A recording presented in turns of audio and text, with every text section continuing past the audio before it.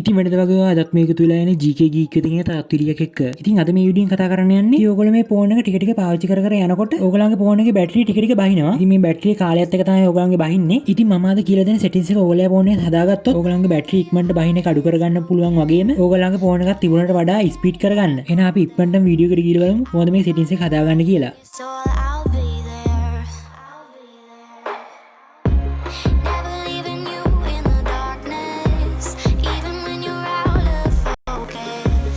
ඔයගොල්ලෝ ඉස්සෙල්ලාම එකට app එක download කරගන්න ඕනේ. මම පල්ලි description එකේ link එක දාලා දිනවා. ඉතින් ඔයාලට පුළුවන් මේ app එක ලේසියෙන් download කරගන්න. ඉතින් මම දැන්ටත් මේ app එක download කරගෙන තියෙන්නේ. ඔයගොල්ලෝ download කරගෙන මේ app එක මෙතන open කරගන්න. මම දැන් මෙතන මේ app එක open කරගන්නම්.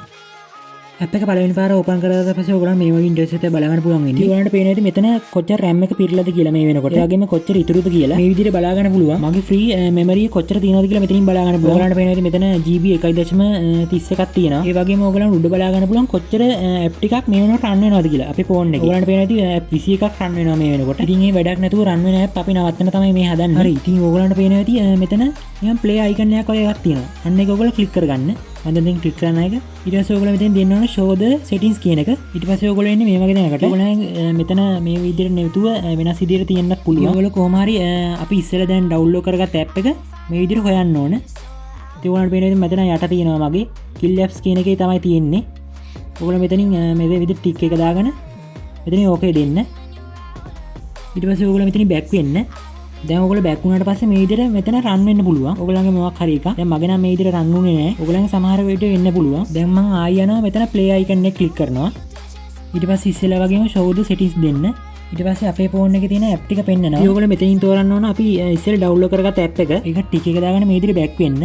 දැන් ඔයගොල්ලෝ දෙවෙනි settings එක හදාගත්තට පස්සේ ඔයාලා මේ විදිහට ඉස්සෙල්ලා වගේම running වෙන්න පුළුවන්. දැන් ඒත් නෑ මගේ. රන් වුන්නේ නැහැ. දැන් මම ආයේ මේ play icon එක උඩ ක්ලික් කරනවා. ඔන්න දැන් ඕගලන්ට පේන විදිහ මෙතන මේ විදිහට රන් වෙනවා. ඒ ඇප් ටික ඔක්කොම රන් වෙනවා. ඕගලන්ට පේනවා ඇති. දැන් ඉස්සෙල්ලා කියපු එක තමයි මේක. එක එක ෆෝන් වලට එක එක විදිහ තමයි ෆෝන් එක අනුව ඒක වෙනස් වෙනවා. හරි අපි දැන් මේ විදිහට ටිකක් වෙලා බලන් ඉමු අපේ ෆෝන් එකේ ඇප් ටික රන් වෙනකන්.